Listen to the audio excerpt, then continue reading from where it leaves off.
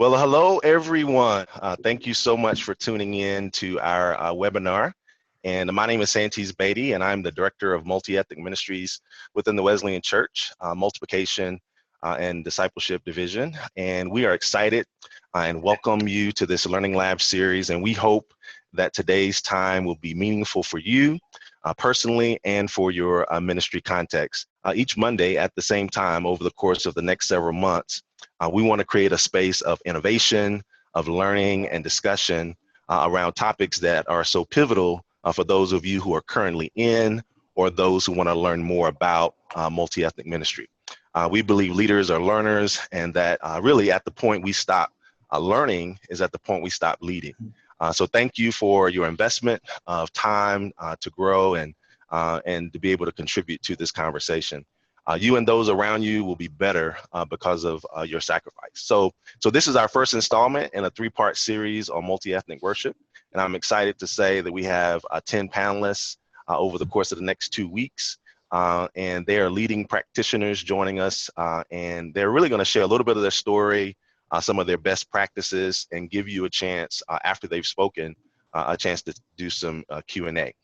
We strategically sought out different voices within and outside of the Wesleyan Church who have various levels of experience, from residents to folks who have 25 plus years, those who are full-time staff and those who serve as volunteers, from different ministry contexts, rural, suburban, urban, from monoethnic to multi-ethnic, from small, medium to large-sized churches. We even have established churches, recent plants, and even turnaround churches. And so the list goes on. So now we know that these panelists, they don't represent every experience. So we believe, though, that it's important to hear how they contribute to this conversation. So we encourage you not to see this as a prescription for every church, but we hope that something that is said will spark your imagination and may give you some good takeaways for you to consider and customize for your ministry context. So I'm excited to introduce you someone who is special to us in CMAD. Her name is Josemar Trent, and she's going to share more about our chat room and the place where you can ask questions. So Josemar, can you tell us how this is going to go? Thanks, Santes. Yes, as he mentioned, my name is Josemar Trent, and I serve as Santes' assistant here in the CMAD department, and I'm also the translation specialist. You will see the chat room, and we love the interacting part of it. This is an opportunity for you to get involved in by asking questions directly to the speakers, or for you to interact with one another of the participants that are watching right now in the chat room. Each speaker will introduce themselves first, and then each will talk a little bit about their journey and their context.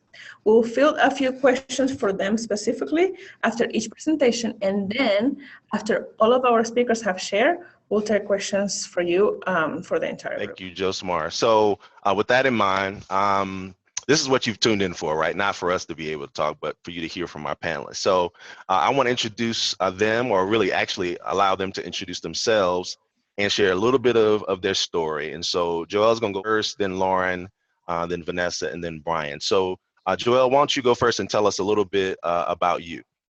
The worship producer at Heartland Church in Indianapolis, Indiana. And so I'm just honored to be here today to share a little bit about my story and just experiences on multi-ethnic worship. And so thanks for tuning in. I'm excited to share later on today. Lauren, Netherland, and I am the student pastor and the worship pastor at Horizons Church in the Colony, Texas. That's one of the suburbs of Dallas. And so I've just been addedly doing multi-ethnic worship for a little over a year, but I'm also excited to share about how I got here and what I'm learning. My name is Vanessa Alvarez, and I am located in Grand Rapids, Michigan at the Edge Urban Fellowship Church in Grand Rapids. I've been leading worship there since 2009, and I'm just excited to be here with you guys. So thank you and welcome. I'm Fuller from New Hope Church in Durham, North Carolina, and I've been here since 2010 under the leadership of Pastor Benji Kelly. And I'm just so excited to be here and talk about what God's doing here, hear about what God's doing in your community, and just continuing to carry the torch of making our worship here on earth like it's going to be in heaven. So thanks for having me. Thank you. And if you're like me, you're excited about hearing from each of these panelists. We know worship is like one of those things that is like a hot button for a lot of churches. And so we're excited that this is going to be a good conversation. We want to encourage you to jump into the chat room, ask some questions, but we're going to start kind of where we ended and just allow each panelist to share a little bit of their story, a little bit of their kind of background, best practices, etc. So we'll start there where we ended with Brian. So Brian, you're up. Why don't you share a little bit more about New Hope, a little bit more about your journey, so folks can hear about your story. A little nervous, but thank you guys. Start my timer because I can get long-winded, but I'll make sure I'm not going to too long. First of all, I just want a little bit about myself. Like I said, I'm here at New Hope Church in Durham, North Carolina. In 2000, from 1998 to 2005, I was living in Nashville, Tennessee, trying to be a rock star and trying to make music and produce music. I thought that's what I wanted to do. I thought that's what God had called me to do. And I ended up down in South Florida in 2005, and I was going to culinary school because I figured I should get some degree in case the music thing doesn't work out. And while I was there, God kind of pricked me right out of where I was and called me into ministry at a church called Potential Church. Also, at that time was called Flamingo Road Church. So I was in South Florida, and if you've ever been to South Florida, it's like the melting pot of the world. It's a beautiful thing. It's extremely diverse. There's all sorts of people from all sorts of places. But before that, I remember growing up in the church I went to in South Carolina was not like that. It was all white people. And I remember growing up, even as a young child, going, how come this church doesn't look like our neighborhood? How come this church doesn't look like my friends that I hang out with? When I was in middle school, I actually went to a mostly black middle school, and it was a really interesting experience. So all my friends were black. And so I just thought, why is it that when I go to church, none of my friends are here and everybody looks the same? And it always stuck with me, even at a young age. So as I grew up and I was playing in bands, and even in the secular music, it's not like that anywhere else. It's only like that in church. If you go to secular band things, and if you're in the music business, it's very diverse. There's so much many beautiful people from so many beautiful different places. But for some reason in the church, it was like we were stuck in this rut, in this like almost like surreal thing. And so when God called me into ministry in South Florida, I was so excited because there people were from all over the place. And what I started to see was what God did in worship, what God did through the worship experience of all these diverse people.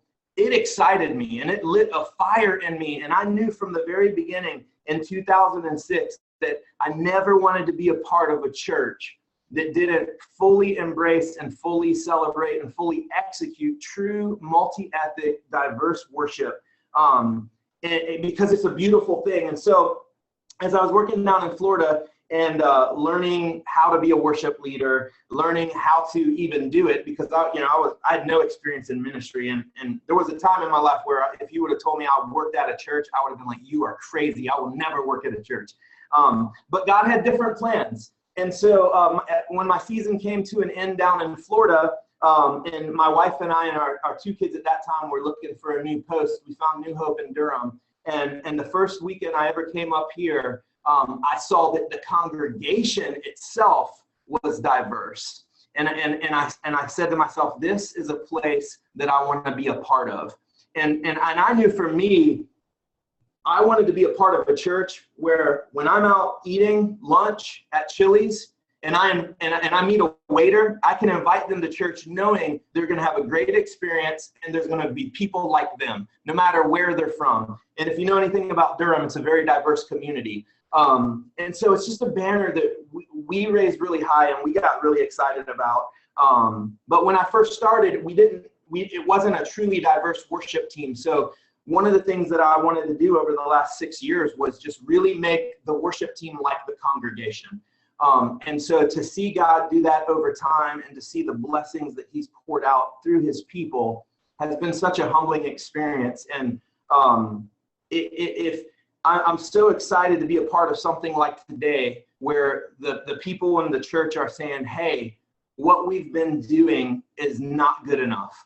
What we need to do is figure out a way to break this barrier. And when you think about what's happening in our culture, in our society, who better than the church of Christ to bring together God's perfect plan? And it's for all of us to be together, to worship together, to be in one accord. And when you get to that place, there's nothing like it. There's no more beautiful experience. And so like I said, I'm just excited to be here, excited to see what God wants to do. And I just want to just share a couple things that I've seen in my journey here that I've really adopted as my own personal philosophy.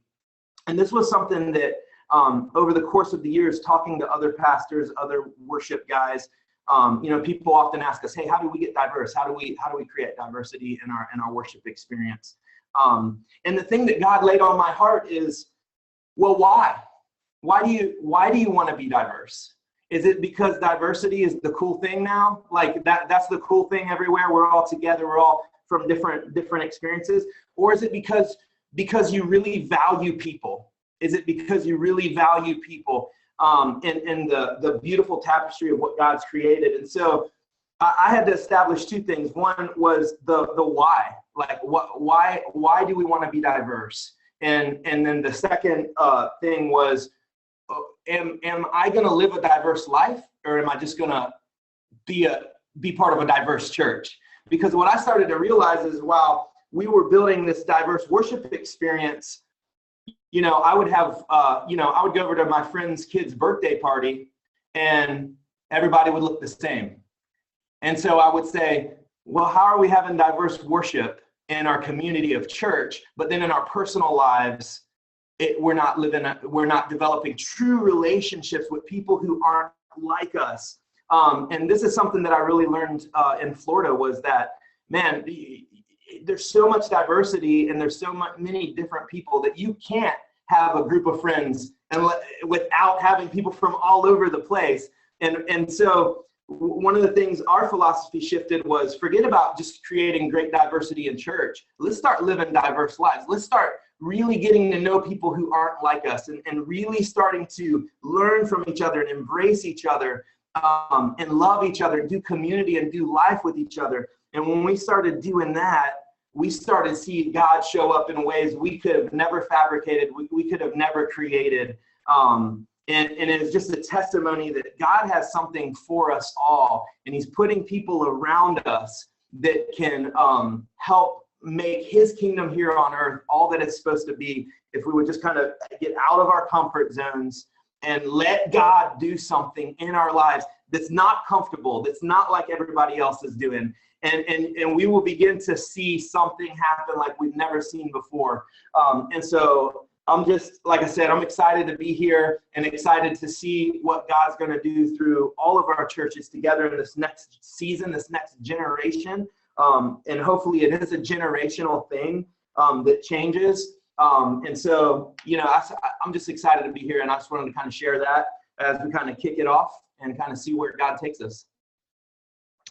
Thank you, Brian. So, hey, one of the questions that would be for you, and some of these questions came through Facebook as we threw out the idea of this lab several weeks ago. And like, how did you make that transition though? If you're a church that was not reflecting it from the stage presence, like strategically, what were some hard decisions that you had to make in terms of how you led your team, going forward? Like, what did you do? Like, what were some of those first few things, or what were some of the things that were most helpful, will be most helpful for other people to hear, the decisions that you made as a worship director? Yeah, sure. That's a great question.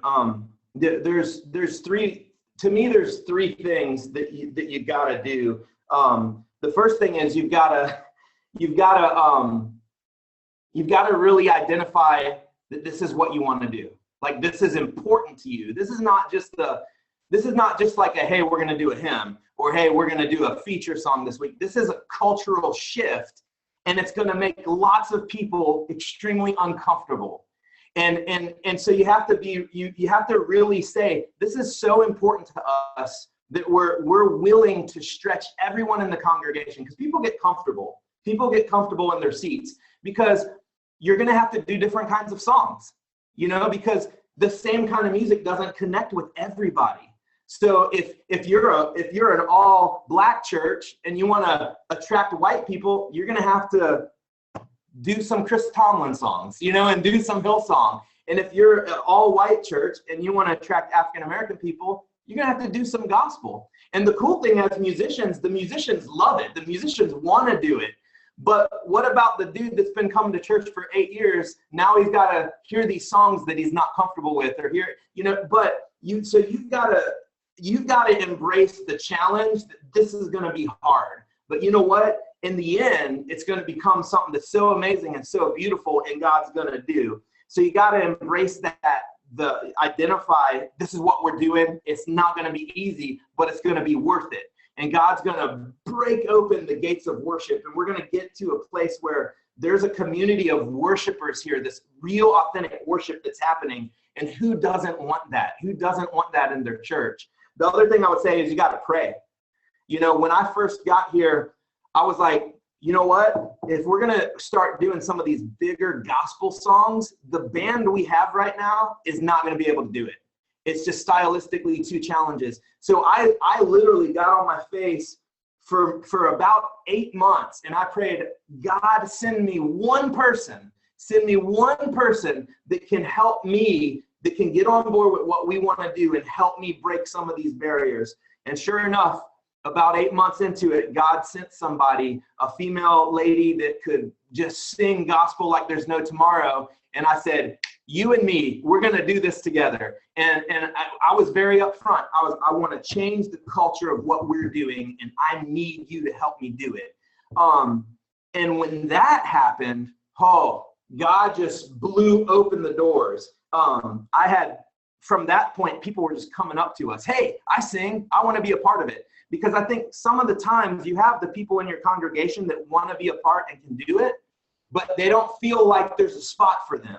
And so when you can show them, we have a spot for you on this team, and God wants to use your gifts, he just starts pouring out the floodgates. But it is uncomfortable, you know? Now I'm like, what's this chord? I've never played this chord before. How do I even play that chord? So everyone had to stretch. But it was so authentic and it was so real. It was cool to see God do that. So prayer is super important. And then on a practical level for me, I personally said to myself, I need people on the stage that don't look like me. Hispanic people, African American people, Asian people. I want everyone to know there's a place for them at this church. And so I had my own goal that if I had one Sunday where everyone on stage looked just like me, I was failing. And so I set up a measurement for myself. And so like every week I want at least one person that doesn't look like me. And so we just started, because the truth is, if you don't set goals, you know, if you aim for nothing, you'll hit it every time. And so we just set these goals. And as we started doing that at the beginning, it was difficult. But let me tell you, about a year into it, it was natural. It became natural. And we don't even have to think about it anymore because our team is so truly diverse. And it's a beautiful thing because we can do any kind of music we want to do. You know, we can, and the church is just like, here, you know, this past week we did a Pink Floyd song, you know, out of nowhere. About 6 months ago, we did a Ty Tribbett song that was ridiculous. And so we've just built this culture where you don't know what you're going to get when you come here. But whatever God lays on our heart, we're going to go in that direction. So there are practical things you can do. None more important than praying. None more important than really leaning on God to supply the needs of your team. Because let's face it, as worship leaders, we're all good at certain things, but we all can't do everything. And so if I think I'm gonna get up there and sing a Fred Hammond song, it ain't happening. It would not be good. But God has people that are gonna do that here, and so we just gotta trust them to do that. Very good, very good. Thank you, Brian. Yeah. So, hey, Vanessa, you are someone, one of the things we wanted to make sure of, and I got this message, Vanessa, on actually somebody texted me, sent me a text and said, man, I don't know if I'm going to watch this because I think you got all of these like full-time, worship people who have, a ministerial background and, this high level training and you don't have any volunteers, like you don't have anybody that, they're just kind of pulling things together and figuring it out. And so I said, not so fast, in both sets of we're going to have leaders who are full-time. We're going to have people who volunteer. We're going to have a little bit of everything in between. And so why don't you share a little bit of your story, the edge, kind of what brings you to the table. I think people would really enjoy to hear that as well. Yeah, I'm excited to be here. And as Brian said, I'm a little nervous too, because I don't feel qualified to be here, but God provided this opportunity. So, but again, my name is Vanessa. And if I can bring you a little way back in my history, I'm a Texican. That's what my friends call me. I was born right in the border. I'm from San Antonio, Texas, but lived in Laredo, Texas. And my backyard was Mexico. And I grew up in a Spanish-speaking church, very charismatic Spanish-speaking church. I would go to church in Mexico, and in the evenings I would be in Texas in church. So Sunday was all day church. And my parents were actually worship leaders. My mom sang and played the bass. My dad played the keys and sang as well. So I grew up on stage hanging out with the worship band since I could walk. So that was the norm for me. And that was what was expected of me for so many years. And I loved it, but I didn't understand the connection between music and God. I just thought the music was cool. I mean, I was a kid. I didn't understand that that's how you can connect with God.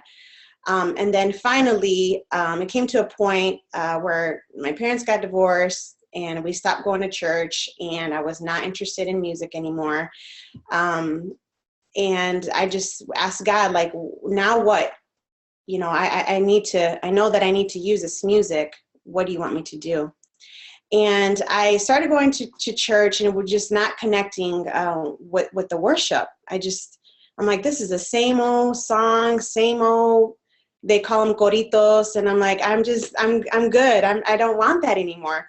So one time I remember my friend introduced me to Kirk Franklin, and I heard Stomp. And I know that's changed a lot of people's lives. That changed my life. And I'm like, what? This is awesome. Like this, you could actually have fun in church with worship music. And then I was also introduced to T-Bone. He's a Christian rap artist, and just fell in love with the possibility of being me in front of God musically. And that just opened the door.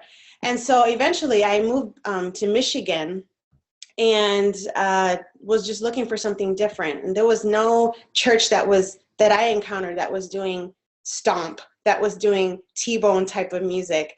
So I found myself in West Michigan, where we do contemporary stuff. And I was never exposed to that, never exposed to the Chris Tomlin, Hillsong type of things.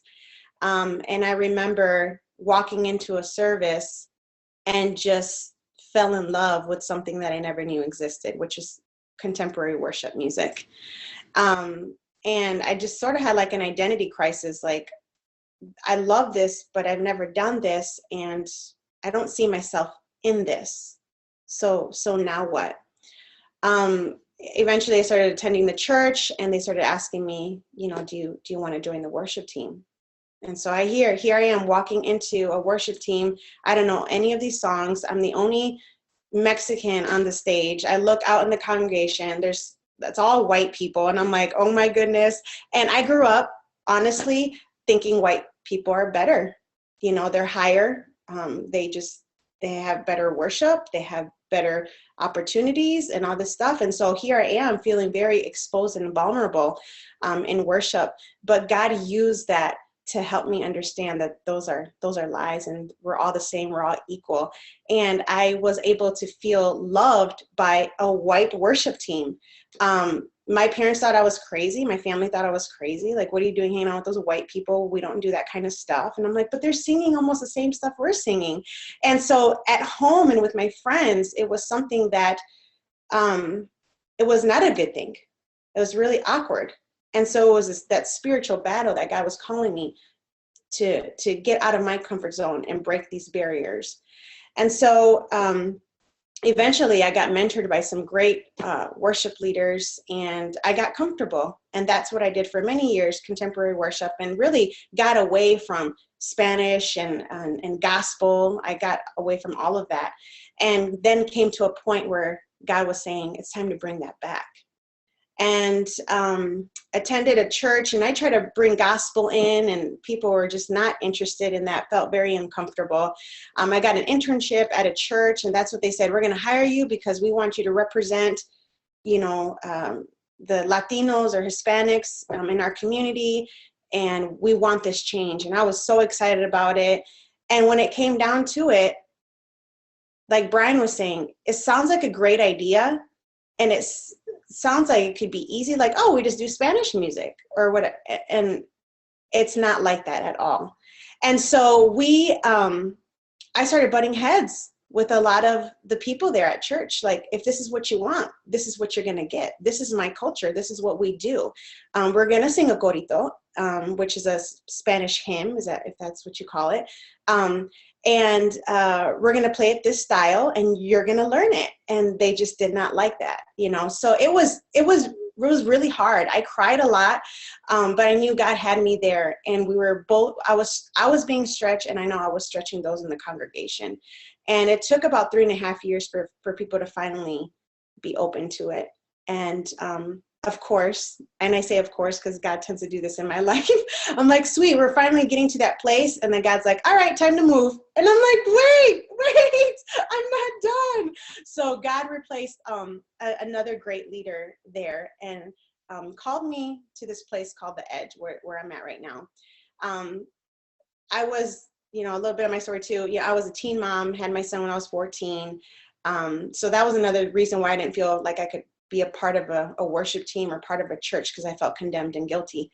But I knew that I wanted to reach the youth. I didn't want anybody to make the same mistakes that I did. And when my husband and I, got married and we had our son and everything, our heart was to reach the hip hop culture. It was really cool. We had an opportunity at Hope College in Holland, Michigan, to do a summer radio station Friday nights and Saturday nights. And we were able to play Christian hip hop, rock, reggae, things that you would not hear on the radio, 15 years ago. And through that, my heart grew even more to reach the urban and hip hop culture. A lot of people were calling in and were like, this is Christian music? And we were able to just witness to them about that. And finally, my husband and I, we tried as teenagers, I think I was 18 years old, 19 years old. We're like, we're going to start a hip hop church. I don't know what that's going to look like. I don't know what it is to be a pastor, but there's just so many people that God surrounding us with. And we feel called that we need to get a building, and we need to gather these people, and we need to share the gospel in this way. And of course, as teenagers, we would go to, church leaders, and they would smile like, you guys have a great heart, and that's great.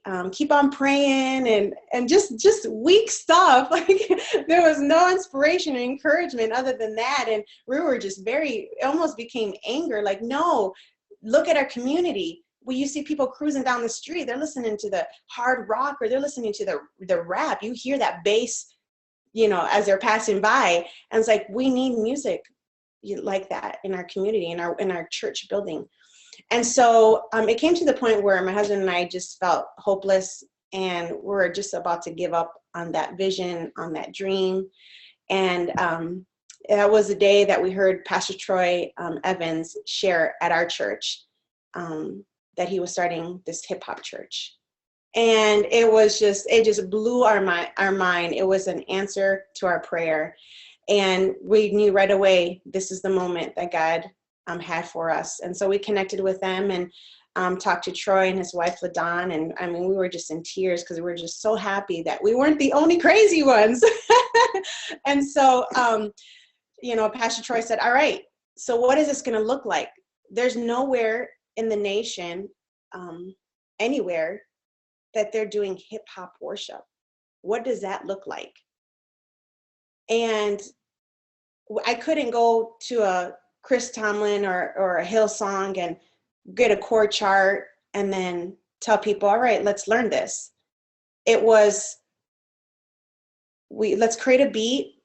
Let's share what God is sharing on our hearts. What is it to worship? Let's write. Oh, you can rap? All right, I need you to rap. Oh, you can sing? All right, let's sing here. I mean, we were just creating our own worship. And at the time, this was when Lecrae came out with his first album, Flame, The Truth, Cross Movement. Those are all the people that I grew up listening to. Cross Movement, Disciple, Gangster, what was it? Oh my goodness, I forgot the old group. But anyways, there was a lot out there already that a lot of Christians didn't know about. And typically they had like some sort of worship song in their album. So we ended up grabbing some of their stuff, remaking the beats, and just rapping what they already had written. And then adding a little bit of gospel as well, because if you look at our church, you know, people think, oh, it's a hip hop church, so it must be just all young Black people. Not like that at all. We have all kinds of ages. We have old people, I mean, grandmas, and we have young kids in the front stage.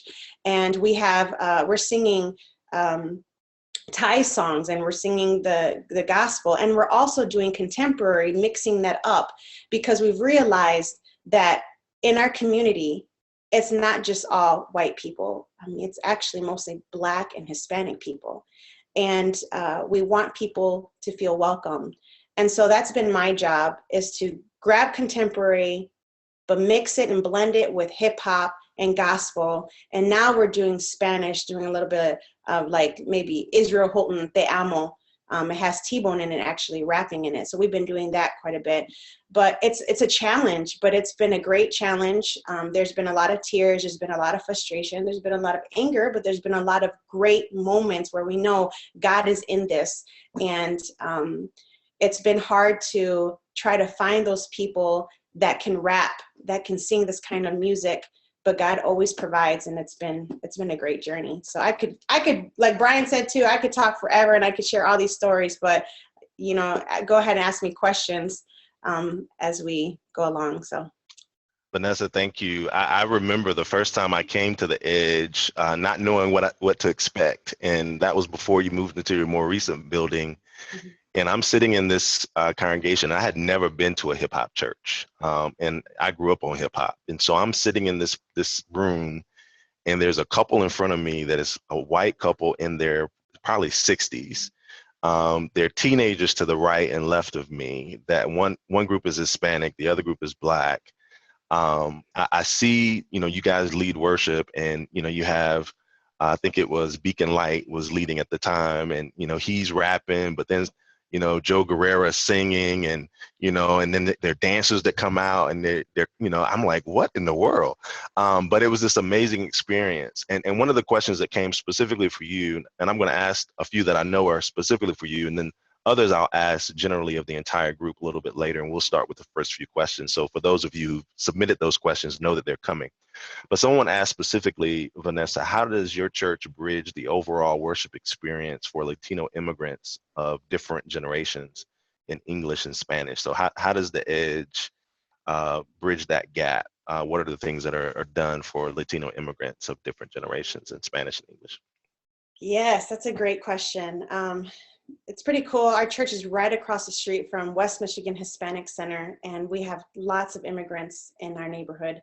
And that's been our challenge right now. It's like, how can we bring in more Spanish? And we've done the typical thing where we've changed a lot of our signs to Spanish, and we show some music videos that are Spanish and things like that. But my biggest challenge right now, my biggest push, is to grab those people that are that are Hispanic and that can come and share their talent, if it's dancing, if it's spoken word, if it's singing, if it's rapping, even if it's just being an usher in the sanctuary. It makes a huge difference because people can identify. And then also just attending, because if you see a Hispanic person raising their hands and worshiping to this Black rap music, it does something to you. It unites you, pretty much. That's what happens. It helps you understand that this is not just Black music. This is not Hispanic music. This is not white music. This is Jesus music. And we're all worshiping to the same God. And so that's been my thing. It's like, let's start baby steps. Just start attending. And if you're called to join the worship team, and I use that word called very strategically, because I get a lot of volunteers that come and say, yeah, this would be cool, and I would like to join. But people that are called know that the cool factor fades pretty quickly. And people that are called know that it's going to be hard. And I'm not saying volunteers don't know that, but there's just a different level. And so whenever somebody comes in, wants to join the worship team, I sit down with them and said, are you called to join this mission? Because it's going to be hard and you're going to want to quit in a few months, just to be honest. And are you willing to hold hands with us and move forward? And think about it. I always give them the application, we meet, and then I tell them, just go sit with it for a minute before you decide you're ready to join this journey. So. Yeah, good stuff. Second question for you, and then we'll move to Lauren. This is one of the questions we got on Facebook as well. Like, how do you, as a person who's a volunteer and knowing the edge and being in the urban center of Grand Rapids, there are limited resources. Like, how do you lead worship or help manage a team with limited resources, oftentimes with people with limited skill and background in music? Like, what is your approach when there are all these limitations, financial limitations, experience limitations, maybe even expertise limitations? You know, I know that every church has its own talent, but how do you manage that as a volunteer? Like, what does your workload look like for? I'm thinking about, like, most of our churches are small churches and they don't have full range of paid staff. So I think, your story might help. How do you manage that? Like, how do you recruit? How do you manage this, the process of creating really excellence in what you do in terms of worship on the weekends for the congregation? Yeah, well, we don't have the resources to sharpen each other's skills, because most of us are just off from the street and just doing what we've loved to do. I don't have a degree in worship. I don't know how to read music. I don't know how to play an instrument. I mean, I could play some chords on the piano, but that's because I learned through YouTube. In the worldly aspect, I'm not qualified. I just have the ear for music. I know, as a singer, I just know how to stand and melody and create harmonies, and I know what instrument works with what. And so what I do with my team, if somebody is struggling vocally and I don't have the time because I'm very limited, I'm part-time, I work 6 hours a week. So, it's hard, and that includes with the rehearsal on the weekday and Sunday morning. But if I don't have the time or the ability, I go out to other churches and I ask them, would you be willing to coach this person once a month, once a week, just for 6 weeks or whatever it may be? Or a friend that I know, would you be willing to come and teach some new course to this guitarist? So I'm always out networking, trying to grab help. I mean, that's what the church is supposed to be about, helping one another. So I go out there and we do the same thing, because we have a lot of churches and say, we want to start incorporating rap. How can we do that? And so we go out there and make ourselves available as well.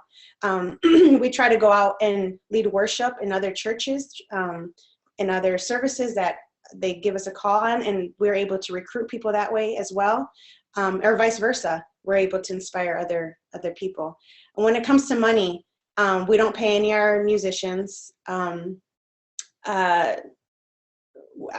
pretty straightforward with them on that. Like, if we could, we would. I barely get paid as well. And there are times where the pastor said, we don't have any funds for this month, so we're not going to pay you. I mean, it's so easy for me to say, well, then I'm not going to work this month. But again, I'm not a volunteer. I'm called to do this work, paid or not paid. My obedience is towards God, not towards the edge or towards this building or this church. So you have to be firm in your calling again. So I pray. God will bring resources. He will. He is a faithful God, and he will hook you up. He will. You have to believe it. And he has. We got so excited when we got wireless mics for the first time. I mean, we've been established for it since 2009. And just, 2 months ago, we got wireless mics. So we thought we were all that. We're like, ooh, this is awesome. And we got just four, but we were just so thankful. And I think that's a way of God keeping us humble too, and just believing that he will provide. And the next step is in-ears. We hope that God will hook us up with some good in-ears for our musicians. And my prayer has been, as of today, like, God, I need somebody that can play the keyboard, and I need a good gospel singer, as Brian was saying too. I've been praying for that as well. And again, it sounds cliche and it sounds like, oh, I've heard that many times, but it's true. If you believe and you pray, God will provide those resources. But you also have to do your work too. You have to go out and go look for them as well. If that's not even happening, then go on YouTube University and start learning. You have to be a student. You have to be willing to go out there and look for those resources, and it will naturally come to you. It will. That's been my experience at the Edge and just with worship in general. Thank you, Vanessa. So, hey, Lauren, you're out in Texas, in the Dallas suburb of the Colony, and a church called Horizons, and just really excited about hearing a little bit of your story. So share a little bit of your journey and some of your best practices as well. Okay, cool. So again, my name's Lauren Netherland, and I am the worship pastor as well as the student pastor at Horizons. And so I'll just give you guys a little bit of background about how I got to where I am. And I'll start by telling you guys, lots of people come into our church and they're like, oh, wow, they've got a teenager leading. And then they find out, they're like, oh, she's actually 10 years older than I thought she was. So I'm not that old. I'm just 25, but I'm not 18. So we'll start with that one. So I actually started on the worship team in middle school, just a little shy background singer, and ended up picking up a guitar. And then my family changed churches, and one Sunday they're like, oh, we don't have anybody. We heard you play guitar. You want to lead? Oh, and by the way, the whole sound system's out. And I was like, sure, whatever. And so from that point, I was the student leader of the worship team. So that's in high school. So 10th, 11th, 12th grade, I was the worship leader leading every Wednesday and Sunday. And that's kind of how I got started. And just, I've always loved singing, but loved using that to worship God. And then when I was in 10th grade, I had the opportunity to go on a missions trip to Colombia. And while I was there, I just fell in love with the Spanish language, the Spanish culture.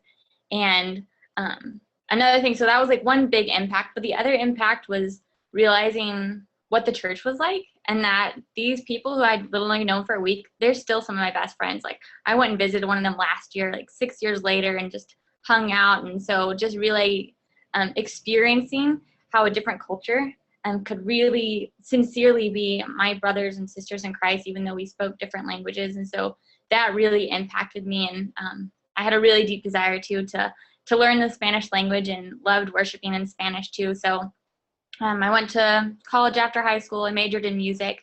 And then when I graduated, I still was like, I really want to learn Spanish. And the best way to do that is immersing yourself in the culture. So I moved down to Peru for almost a year, and lived with some missionaries there as kind of an intern. And so then when I was coming back to the States, I was actually looking for a job as a bilingual worship leader, because again, I just love Spanish. And part of my passion for that too was growing up in Texas. A lot of white people with all the Mexican immigrants come in. They're like, oh, they need to learn our language. They need to learn our culture and be like us. And I was like, dude, like you can learn Spanish. Like so many people in the world are bilingual and know more than just 2 languages. So came back speaking Spanish and didn't actually end up getting a bilingual worship job, but I've been able to bring the Spanish language into the church here to Horizons, which is how I ended up with the Wesleyan Church. And so I've had some ways that I've gotten to incorporate that with the student ministry too, but I'll just focus on mainly how I did that with the worship here and am doing it. So coming in, I just kind of started like asking the pastor, like, hey, is it okay if I throw in a Spanish chorus? And he's like, yeah, sure, go for it. Because by this time, honestly, some songs were more natural to sing in Spanish than they were to sing in English even. So started throwing those in.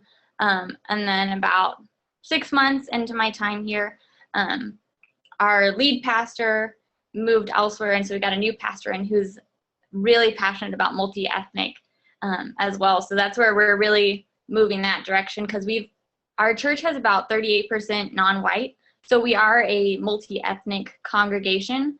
However, we've been kind of exploring the dynamics of multi-ethnic and multicultural, because we've been multi-ethnic but monocultural. So it's a very white culture that doesn't really represent the Germans we have in our church, the Spanish speakers, the Koreans, doesn't really represent, and African American.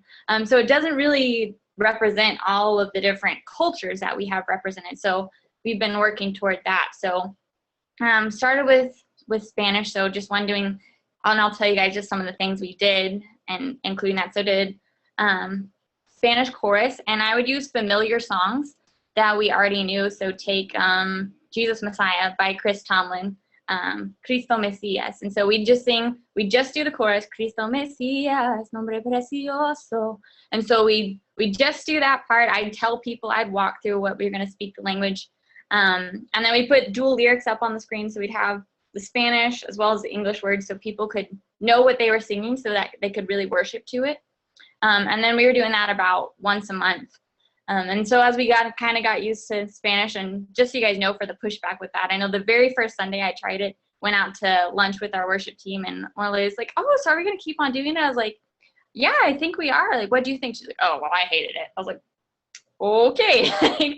And that was the first feedback I heard. But then since then, I've heard from other people, and they're like, oh, I love that we got to do that. That was so fun. And the best part, I think, is like the minute we start speaking in Spanish, watching just some of the Spanish speakers, their faces just light up. And so I think that's what it's all about, is that connecting with people's hearts, and just like that heart language, what speaks to them and what helps engage them in worship, because that's what the body of Christ is, for us all to worship together.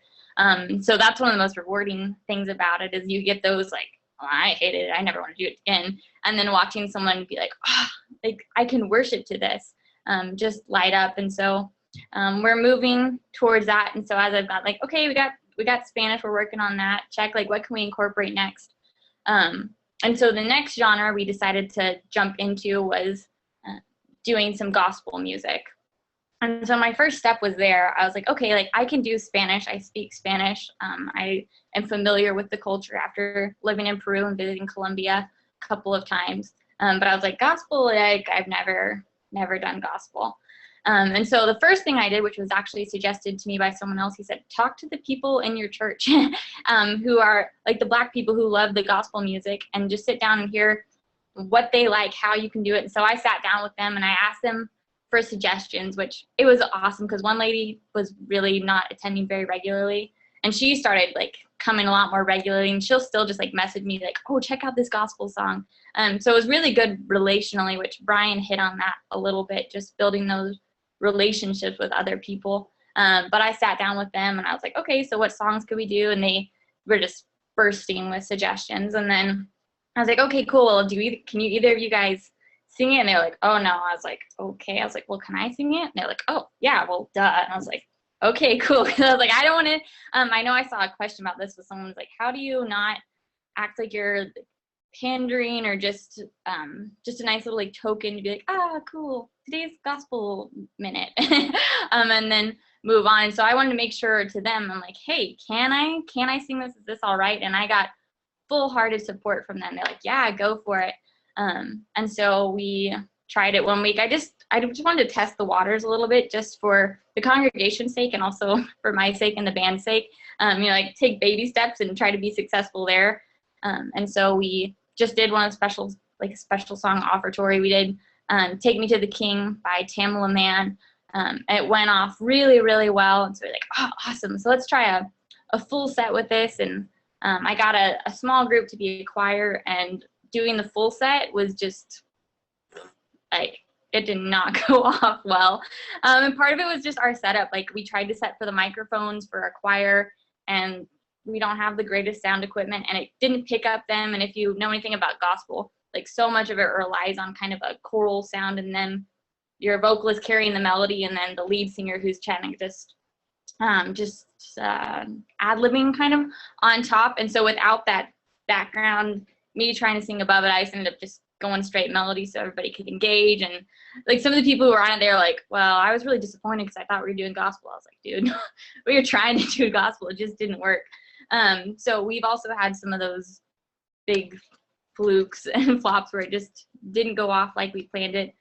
But that's just kind of the ebb and flow of it. But last week we did Break Every Chain, that song, and we put a gospel spin on it, because there's Tasha Cobbs does a version of it, and Jesus Culture does a version of it. It's very widely done. And then there's also Spanish, El Rompecadenas. And so we did it with Spanish lyrics, English lyrics, and gospel style. And it was a huge hit. It was super fun. Like, if I had a mind on that, I'm like, I wish we could do gospel just all the time. So I'm excited we're incorporating all those things. So that's kind of been our process.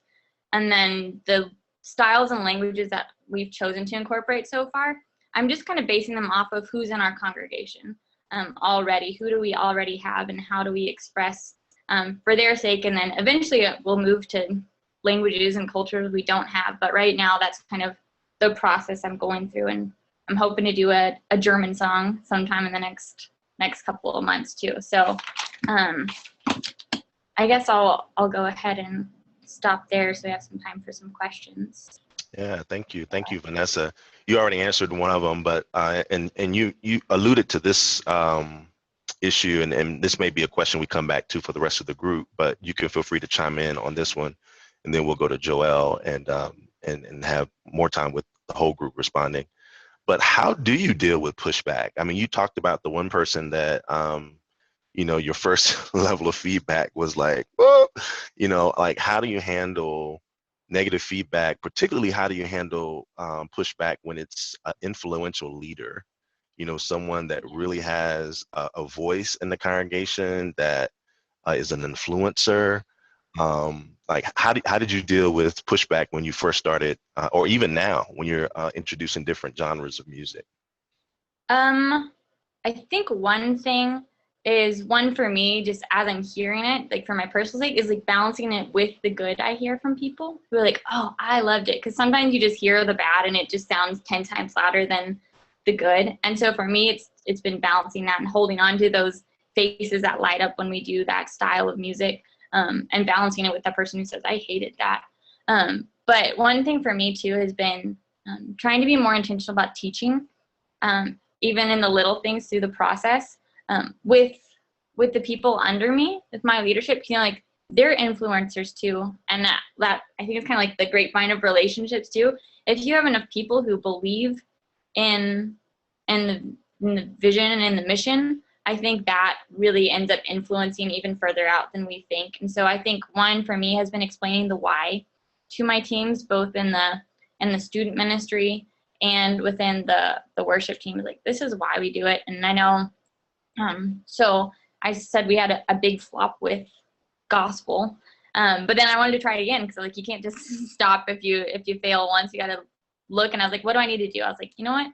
I really need to teach them what gospel looks like. And so we sat down and we watched multiple gospel music videos. I'm like, hey, what do we see? What makes this gospel? How do we do that? And why is this valuable? And I saw half my team was like, oh yeah, I get this. And one of them was giving me all sorts of pushback. I was like, well, why do you think that? And so just walking through people just with scripture too, just why it's valuable. I don't feel like that was the best answer, but that's kind of how we've started, just like painting the vision and backing it up with scripture, why this matters. Because when people can understand that there's a purpose, I'm not just trying to sing in Spanish because I think I'm cool. Like, it's what the purpose is. Yeah, that's good. That's great. I think, two things you said that I really just want to lift up is one is the teaching piece, like your team, and sometimes you can do little snippets of teaching while you're leading worship, right? Like you can incorporate the teaching just by telling the story, maybe where the song came from, or all those kind of things, or teaching the lyrics, and then people singing. And then the second thing, thank you for sharing one of those stories of fails. You know what I mean? Like, I think all the leaders who are on today will tell you there have been some kind of fail in their attempt to do multi-ethnic worship. It always happens, but it's actually a part of multi-ethnic ministry in general. It's like you mess up, like you say things you're not supposed to say or you shouldn't say.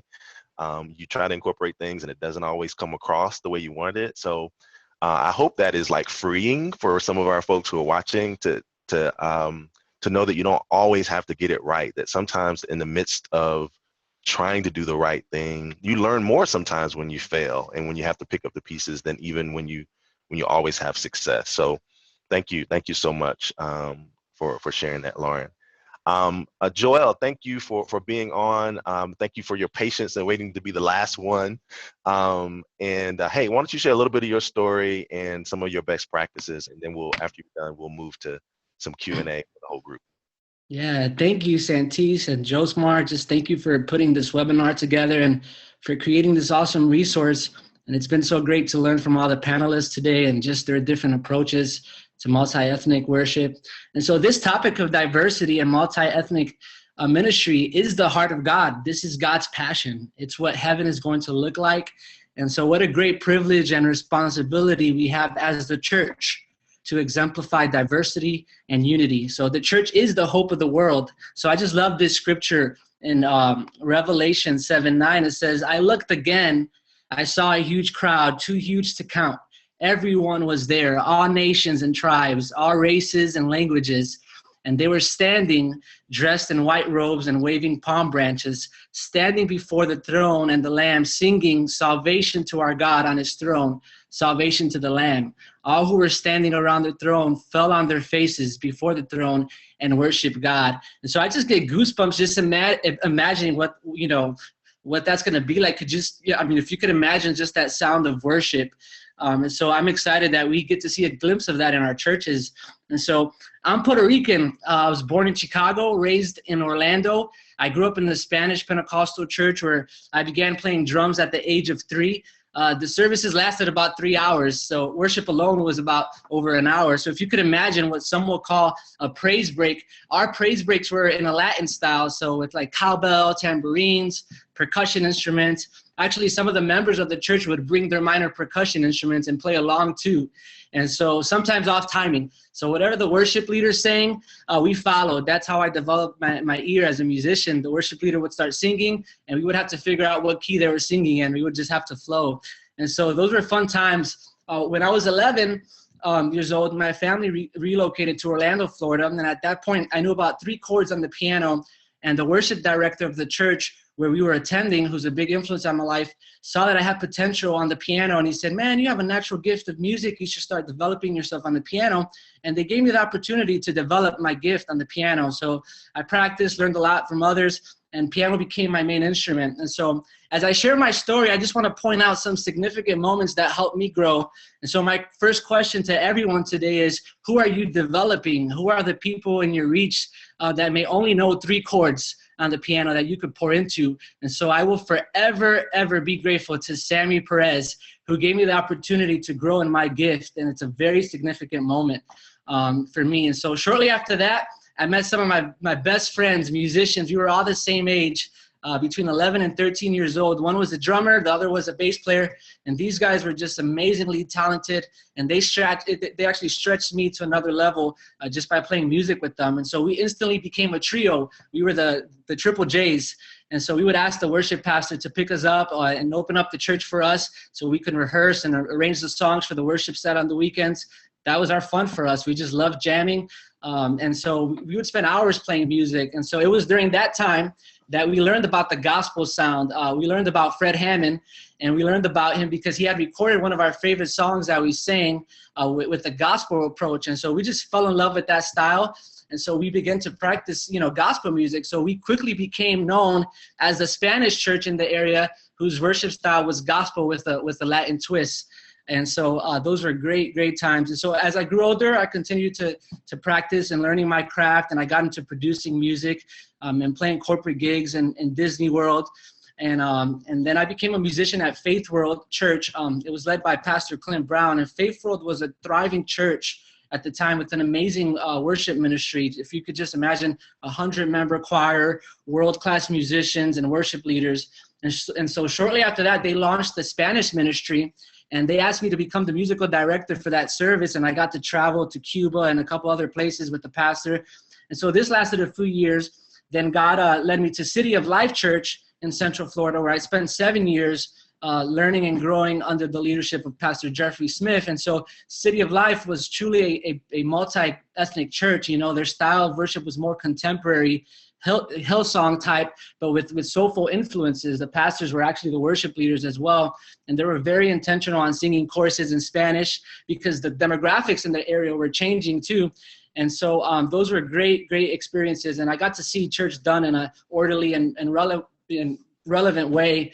And it was so inspiring. So during all this time, God was preparing me for what he had in store for me. And so in 2010, I received a call from my pastor, Pastor Darren Shesky of Heartland Church in Indianapolis, Indiana.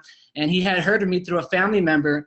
We began to build a relationship, and he started telling me about the vision he had for Heartland becoming a multi-ethnic church. And he strongly believed that if the worship style could be more diverse, that the congregation would start to reflect what was coming from the platform.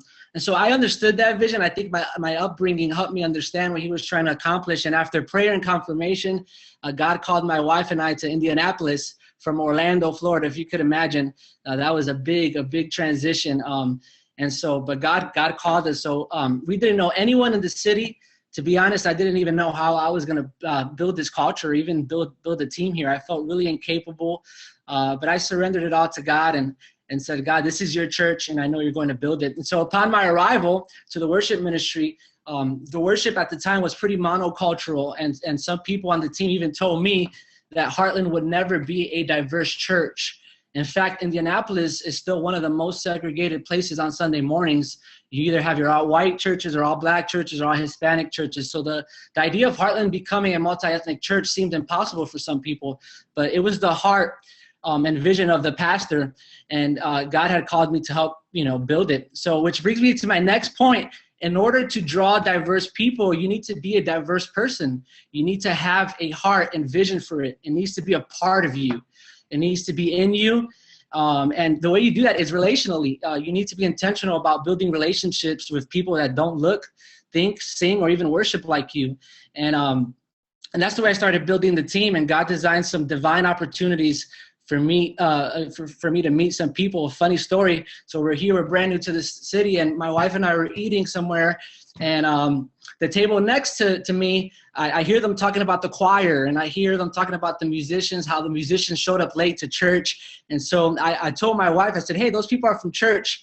And she was like, well, stop being nosy. But I knew that language. And so I approached one of them and introduced myself. And it turned out that one of the guys there was a worship pastor of this big church here in our city, well respected, and he knew just about everyone. So I began to build a relationship with him. And one day I asked him if he knew anyone that sang with a soulful tone and you know, who would be willing to come and join our team a couple times a month. And so sure enough, he did. He was connected with so many people in the city. And so that relationship led to another great relationship. And, you know, we started to add new styles to our worship. And so it starts relationally. And so another thing we did is that we set a high level of excellence. Excellence draws excellence. Good talent draws good talent.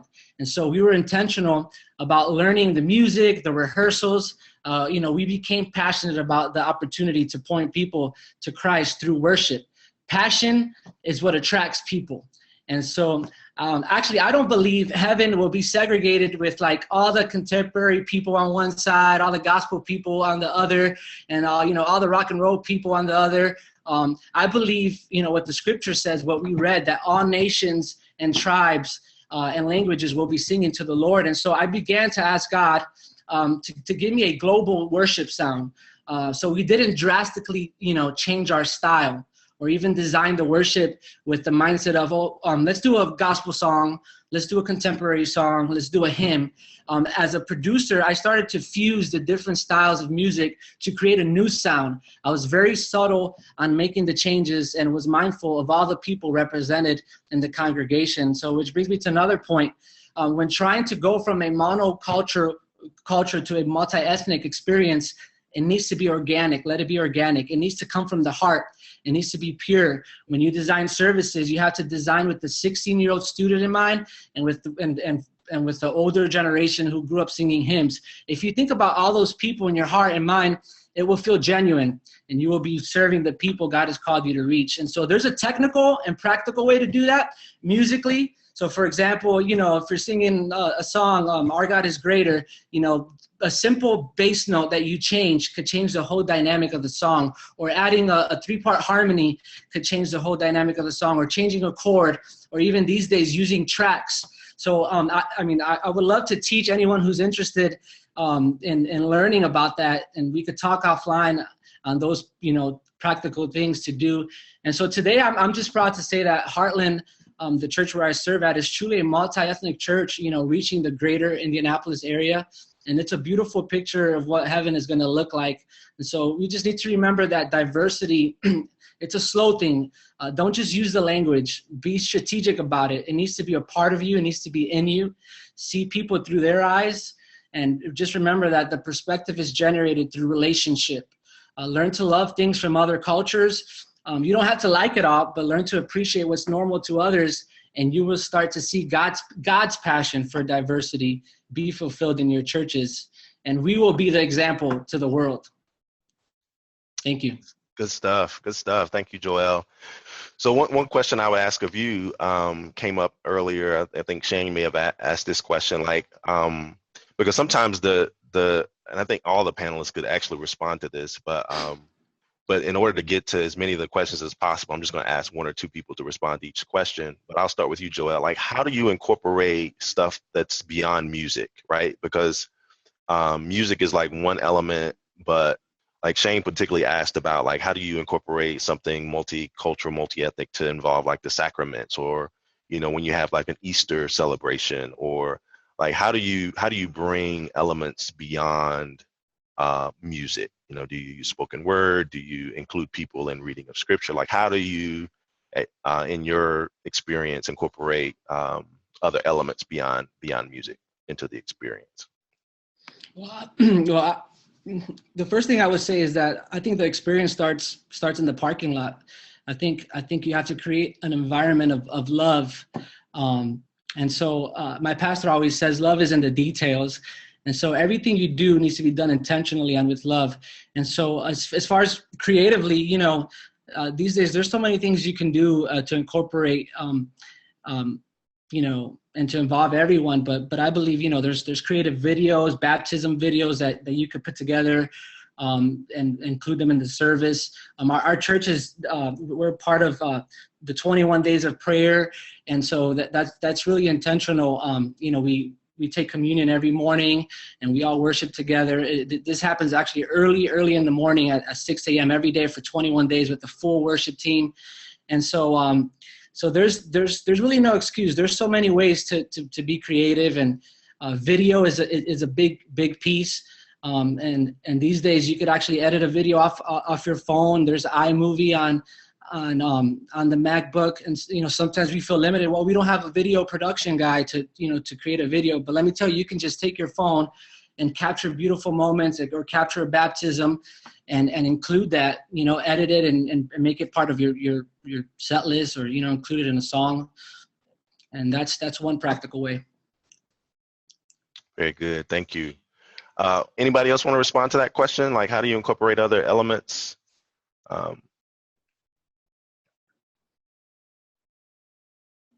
would just say, we've had that question asked at our church too, and my question that I always come back with is, why do they want to do it, and how did they do it, and hear their perspective on how they grew up doing communion or whatever it may be.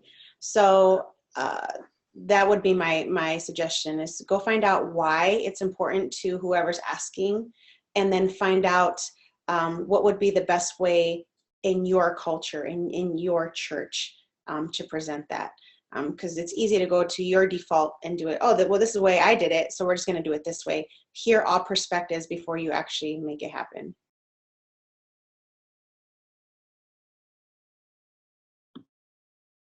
Awesome. So let's open up. We've gotten a lot of really good questions, and we're going to try to hit them all if we can. What I will say is we may not be able to get to them all, and so if there are a few questions that you ask, we do see who's asked the question, and so what we'll do is we'll give those questions to our panelists, and we'll try to respond to you offline with questions, with some of the answers to those questions if we can't answer them here. But one of the things that came up that I definitely wanted to double back and ask is, the whole issue of, how do we get beyond just the weekends? One of the questions is around how do you lead practices? Like, what does that look like for you in a real practical way? How do you develop people? I think Lauren hinted on some of that in her presentation, but how do you develop leaders in terms of your practices and what you do on a weekly basis? So anybody can jump in from there, and maybe just give us a couple people, and then we'll move to the next question. I'll go ahead and jump in on this one. I know for me, one of the cool things is how to incorporate people and get them in is when you're trying to do a new genre, going to someone who listens to that or is passionate about that genre, and asking them how they do it and what songs are good and how to get them involved, or even if it's something that they're passionate about leading. That's been a really good way for me and for us in our practices too, because then they can share their experience, why it's valuable to them, and that really gives it a value to the rest of the team. And I know I'll send out videos beforehand that examples of someone doing the kind of styles we want to imitate, because part of it, and I think kind of goes back to what Joel was saying about you being someone like that, it reflects you. And so I try to listen to, I'll listen to all sorts of gospel music on my way in, because that's not a genre I normally listen to. And so getting it inside of me so I understand it, so I can tell other people how to imitate it, and then inviting people within my team to do that as well. I see the question here. What are your practices like with gifted musicians and beginners? So we rehearse Thursdays from 6:30 to 8:30. And with gifted musicians, we get there, we're there at 6:30, and we normally end in an hour, about hour and 15 minutes, because you got to give 15 minutes to the sound guy to get a sound checked and all that. But with gifted musicians, we end up going a lot longer, because now we're just having fun and we're jamming out. So, but for just practice, it's about an hour. With beginners, I give the full 2 hours, maybe 2 hours and 15 minutes, again, with that sound check. because they're more nervous, or we got to go through the song 4 times instead of 1 or twice maybe. And then we also have rehearsals on Sunday. Our church service is at 11 and we rehearse from 9 to 10:15, so another hour. And that's usually not rehearsal, that's more just like, this is service, like final dress rehearsal, make sure we got the order correct. But people really shouldn't be asking, what songs are we doing again?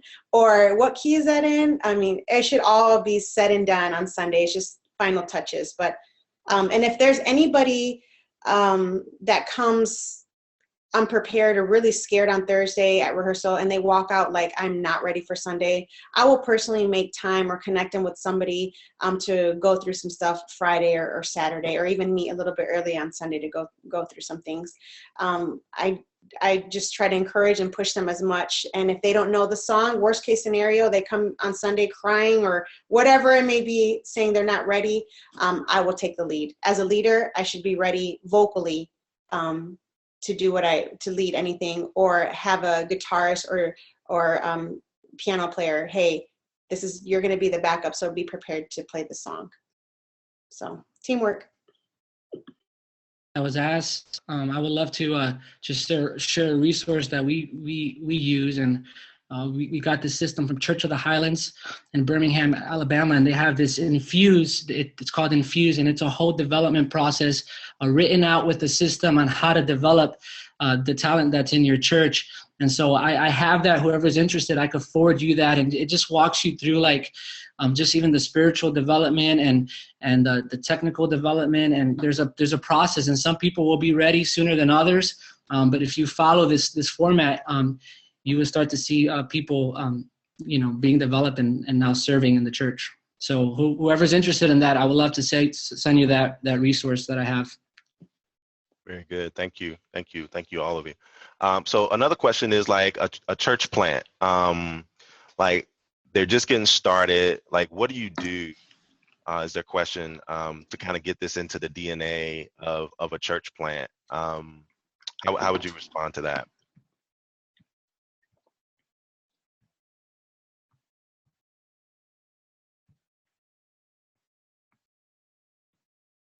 Can you ask the question one more time? Yeah, the question is, a person is asking about, how do you get multi-ethnic worship incorporated into a church plant when it's just getting started? Like, how do you get it into the DNA of the leadership from the very beginning? Which is, of course, totally different than most of the situations we've been talking about, where it's more of a transition from what it was to what it is. But what are things that you could put in place from the beginning for worship that would get it into DNA very, very early? It's like what Joel said earlier. It starts before you even walk in the church building. First thing that came to my mind when you asked that question was food. Eat together. Go have some tamales. Go have some greens. So go eat together. Learn about each other, and share some music with each other. But another practical thing that you could do is the music. You could have music playing before service, and it could be anything. That's the freedom. I know that some bands do prelude music before the service starts. You could just do anything. As Brian said, they played Pink Floyd. I mean, it could be something like that for pre-service. So those are the fun things you can incorporate. I'd jump in here too and say one of the big challenges with doing all these types of music is sometimes you do feel like you are beyond the limits of your people to perform it. So take advantage of the opportunities that are what we call canned background music and videos. Like maybe you can't do a Kirk Franklin song this Sunday, but guess what? That could be the song that's underneath the baptism video. Or that could be the song that's during the welcome that you're playing from the CG computer or whatever. Be strategic on every opportunity you have to expose people to music. It doesn't have to be the live band worship team doing it, but like Vanessa said, in our walk-in loop, we make sure, hey, let's put all the songs in there we want to do, but we're not ready to do, so that it can just kind of get people ready so that when we do it, it'll be familiar to them. So take advantage of those opportunities to work smarter, not harder. Good stuff. So hey, this may be one of the last questions. Someone asked just about like how do you know how much of other languages to incorporate? There's just one particular church that says, you know, we know it's time, we're just not sure pace-wise, like how much, you know, of different languages, particularly in a place like Canada where race and ethnicity is not as much of an issue as it is linguistic. So linguistic is more of an issue than ethnicity. And so, like, what would you say in terms of your pace, or how would you coach them in terms of figuring out their own pace of introducing new languages and that cultural piece? I know I would say when we first did it, like I said, like we've had some flops and some not, and some of the things that I've learned with the Spanish language. But the way I learned what was a good amount and what was too much was watching the congregation engage, just watching how they reacted. Because when it was too much, like you could just tell people just had that like dumbfounded look, or they were just like, they were definitely just observing.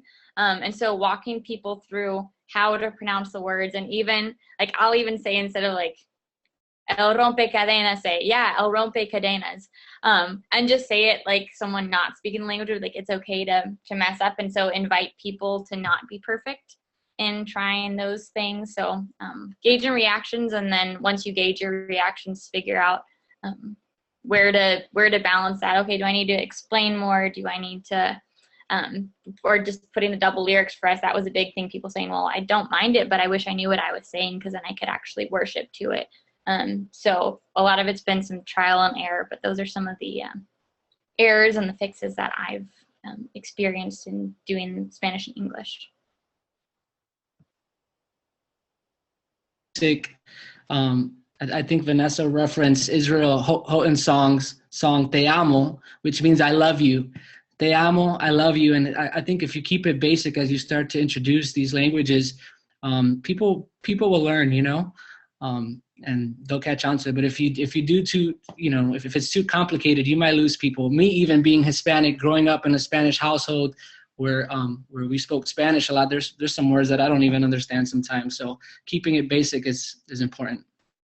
I think one thing that's important too is laughing at each other, and not in a bad way. And like when with that song, I introduced it as, hey guys, te amo, like Joel said, I love you, con todo mi corazón. And I said, it's not cortisone, okay? And everybody starts laughing. I'm like, oh, okay, we can mess up and we can laugh about it. It's corazón, not cortisone. So things like that, I think it gives everybody an ease, like we can be silly and we can make fun of each other, because this is all awkward and new to us. And so creating that environment of playfulness is a good thing. Can I answer a question that I saw here, Santes? That really? Absolutely, go ahead. Okay, because I'm really passionate. So my husband is a sound director at our church, and then my kids run Pro Presenter, and they do lights, and it's like a whole working family. We're all there at church. But one of the questions is, how do you, figure out the levels, sound levels? Because the young people like it really loud, and then you have the older generation that might, have some hearing issues. So how do you compromise? And my thing is, get a sense from the congregation. What is it? Are they complaining that it's too loud? Are they complaining it's too quiet?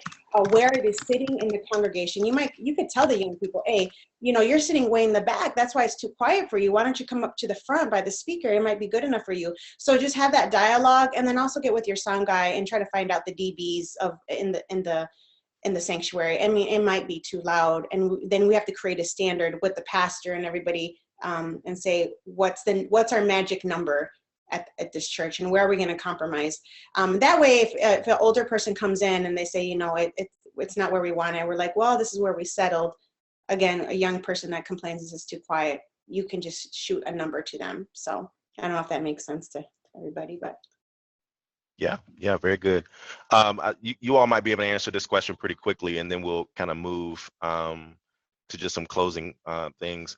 But how early do you incorporate folks into your worship team, like age-wise? Like, what's your rationale for age, and how early do you incorporate them? as soon as they can talk, because you can incorporate them with reading scripture. You can incorporate them with dancing. You can incorporate them, even like I said, my 9-year-old does pro presenter. She's running the lyrics and all that. That is a way of worship.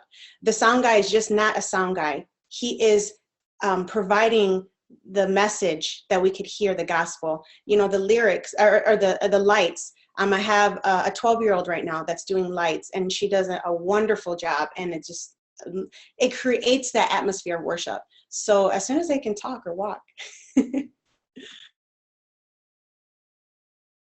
For us, it's we push a lot of our younger people to our younger ministries. 'Cause, I mean, our family ministries here are kind of a beast of their own, which is amazing. So we try to use our from 1st to 5th grade, middle school and high school students as kind of a training ground, but also use that. We try to push them to those ministries because our young adults, our 5th graders have full technology. They have pro presenter, they have sound, they have lights. So hey, if you can talk and you can press buttons and pay attention, you're in, and we'll train you. And then we look for opportunities to pull them in to the adult service as just opportunities to expose them to, because hopefully at the end of their journey, they're assimilating themselves into the church and not just leaving and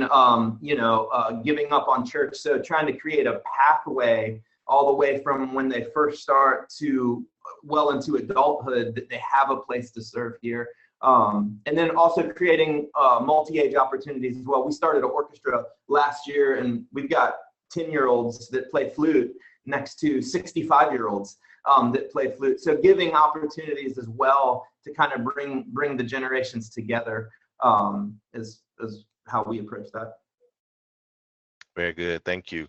So hey, I know each of you have just some quick things you want to share just in terms of resource or opportunities for the participants to be aware of. I know Lauren mentioned the book already in the chat, but would you start, Lauren, just by sharing briefly why you put that in, and then I think everybody else has something real quick to share, and then we'll kind of close out from there and end in prayer. For sure. So here's what the book looks like. Worship Together in Your Church as in Heaven. It's by Josh Davis and Nikki Lerner, who both lead multi-ethnic churches. But I loved it because pretty much the first half of the book, they really lay out the biblical why for multi-ethnic worships, like why that's something that we should pursue and why they value it in both of their stories and coming to that place. And then the second half was a lot of really practical tips. So I know, like, I've mentioned some of the ways that we've had successes and failures, and sometimes it's just really nice to know that you're not the only one doing that and trying that. And so just hearing people's stories and how they've learned from them. So I know there aren't maybe a ton of books, especially specifically about the worship side of multi-ethnic worship. So I would definitely suggest this book. And after I read it, I told my pastor, I was like, even if you don't read the second half about the practicalities, I'm like, the first half just on the theology of why was really valuable to me. So there it is. Suggest it. So very good, thank you. Joel, you want to share a little bit about so just this past year, God just put this ministry in my heart of how I could go help churches and help them in their worship experiences to make the shift. And so again, there's a lot of practical and technical ways to do that musically, and I believe God has gifted me to do that. And so we have a ministry called Acts Creative Solutions. I'll actually share that right now. And so basically we partner, we educate and learn about the church, and we help churches become diverse through their worship. And another thing we do is we have a big network of worship leaders and talent around the nation. And so our goal is to, if you don't have the talent to pull this off and you're looking for a resource, we want to be able to provide that, worship leaders and people in different parts of the United States. And so And then the other thing that we do is we want to develop the next generation of worship leaders, but specifically, the niche is diversity, train people on how to lead in multi-ethnic worship experiences. And so that's what Acts Creative Solutions, and is still new, but we're working strong on it. We believe God is going to do great things through this ministry. So. Thank you. Vanessa. There you go. Yeah, so one of the things that God's put on my heart is I love missions, and somebody would mention that they love the map that I have here. This is my dream wall. Places I've been, places where I want to go. God's given me opportunities to go to Africa, Guatemala, Bangladesh. So I've been able to travel all over the world. And one of the things is, if we want to be multicultural, be multi-ethnic in our church with worship, or just in the sanctuary, you have to learn how to immerse yourself in different cultures, how to be accepting of other cultures. And really it comes down to a personal thing where are you in regards to race? If you didn't like the Spanish song, why didn't you like the Spanish song? Dig a little bit deeper, and it gets a little bit more uncomfortable. And so God gave me this opportunity and this idea to create the Urban Experience. It's a 3-day immersion trip at the Edge, where you get to learn a little bit of where you're at in regards to race. So we're going to have racial reconciliation. We're going to learn how to assess your community and assess your church, and where is the gifts, where are the talents, and how can you utilize them? How do you identify them, and go from there. There's a lot more that we'll do in the 3 days, and learn about immigration. It's so easy to say, well, why don't they learn English, or why don't they just go get their green card? If you only knew the depths and the struggle and the cost to get there. And again, it's just an opportunity to learn about that. So I can also add a link on there, and you can send your youth group, you can send your small group to this. That'd be great. So Awesome. Thank you, Vanessa. Brian, you have a great conference that you guys do. Share a little bit about that, then we'll close. Yeah, thanks. So we every year we do a conference called Insight Leadership Conference, and throw you the link over here. It's this year it's July 14th and 15th. It's here in Durham, North Carolina. It's just a great time for pastors, worship leaders, and the local church and business people to get together and for a day and a half of leadership training, worship, and just basically coming together and getting inspired and being challenged. I think we're in our 5th year now, but it's a great time. We throw out all the stops, and would love to just have any of y'all that wanted to be a part of it. Hey, thank you so very much. It's been a joy to have you all on. I just want to first of all thank you for tuning in. Thank our panel for volunteering their time and being a free resource to our pastors and leaders. And I also want to remind you that next week we have another group of panelists. We have 6 panelists that'll be joining us, and we'll send you a link to information about them. But we have folks coming in from Kentwood Community Church. Matter of fact, I'm just going to share this amazing flyer that Joe Smart did. You can see that.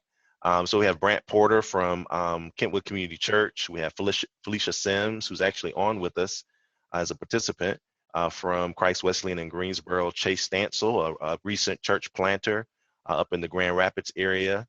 Abby Grela, who's also in the Rockford, Michigan area.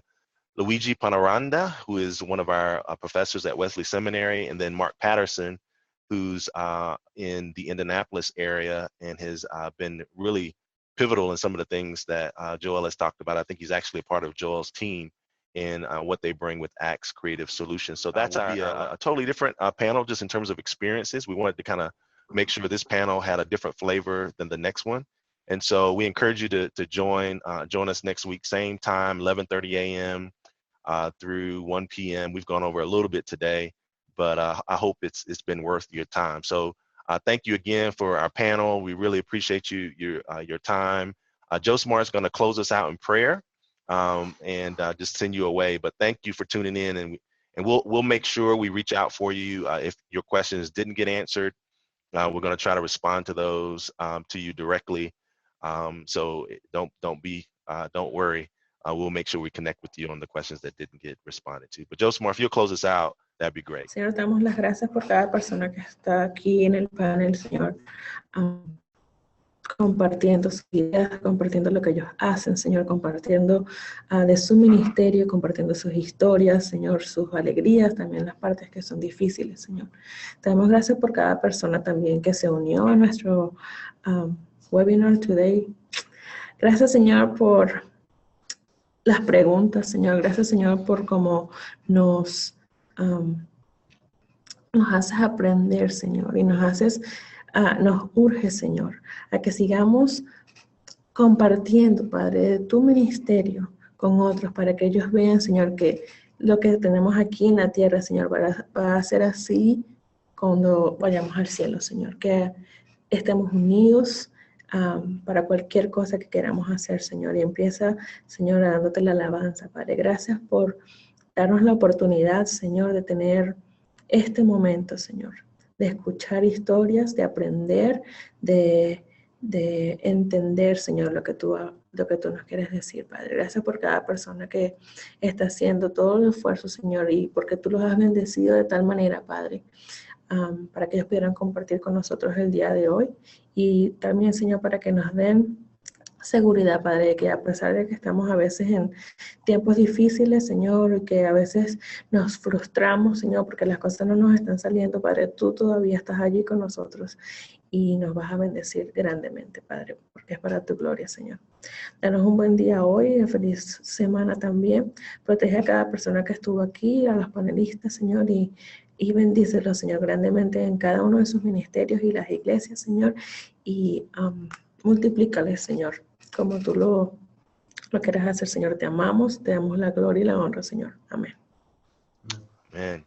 Dios te bendiga. God bless you all. Thank you for joining us.